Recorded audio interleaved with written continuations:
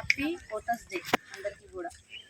మీ అందరు అనుకుంటున్నారు అసలు మాకు ఓట్లే లేవు కదా, ఎందుకు మమ్మల్ని అందరూ ఇంత కూర్చోబెట్టి సావగొడుతున్నారు అని అనుకుంటున్నారు కదా. కానీ చిన్నప్పటి నుంచి చదువుకుంటాం ఏంటిది, నేటి బాలలే రేపటి పౌరులు, అంటే కాబోయే ఓటర్స్గా మీరందరూ కూడా. కానీ ఇప్పుడు పౌరులు కావట్లేరు, వృద్ధులు అవుతున్నారు కదా.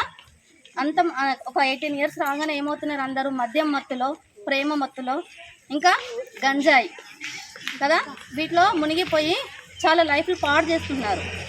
చూస్తుంటే పిల్లల్ని బాధ వేస్తుంది.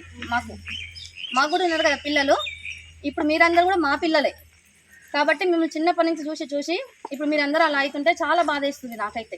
ఎందుకు పిల్లలు ఇలా అవుతున్నారని.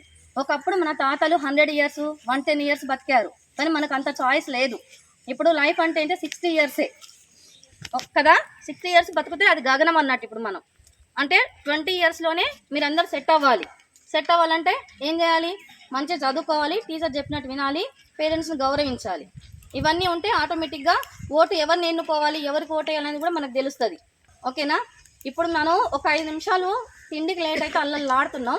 నేను చదువుకున్న చిన్నప్పుడు ఫస్ట్ టైం ఓటర్స్ ఏద్దానికి పోయేటప్పుడు అంట వాళ్ళు మంచిగా రెడీ అయ్యి ఒక పండగలాగా లేచి ఇల్లు అల్లుకొని ఇంట్లో స్నానాలు చేసి కొత్త బట్టలు కట్టుకొని లైన్లో నిలబడిపోయి నగలన్నీ ధరించిపోయి లైన్లో నిలబడి ఓటేసి వచ్చినారంట.